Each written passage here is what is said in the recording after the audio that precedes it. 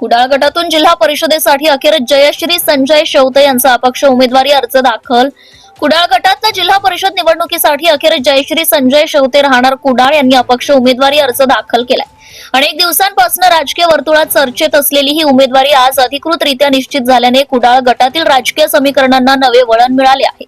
स्थानिक विकास, महिलांचे प्रश्न, सर्वसामान्य नागरिकांच्या अडचणी तसेच पारदर्शक व लोकाभिमुख कारभार या मुद्द्यांवर ठाम भूमिका घेत जयश्री संजय शेवते यांनी अपक्ष म्हणून निवडणूक लढवण्याचा निर्णय घेतल्याचं सांगण्यात येत आहे. पक्षीय राजकारणाच्या चौकटीत न अडकता थेट जनतेच्या विश्वासावर निवडणूक लढवणार असल्याचं त्यांनी यावेळी स्पष्ट केलंय. कुडाळ परिसरात सामाजिक कार्यातनं त्यांची ओळख असून विविध विकासात्मक प्रश्नांसाठी त्यांनी सातत्याने आवाज उठवलाय. त्यामुळे त्यांच्या उमेदवारीकडे सामान्य नागरिक, महिला वर्ग आणि तरुणांचा विशेष कल दिसून येतोय. या अपक्ष उमेदवारीमुळे कुडाळ गटातील निवडणूक अधिकच चुरशीची होणार असून विविध राजकीय पक्षांच्या उमेदवारांसमोर जयश्री संजय शेवते यांचं एक मजबूत आणि निर्णायक आव्हान उभं राहिलंय.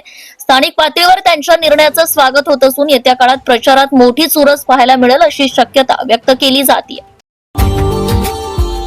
Subscribe now and press the bell icon.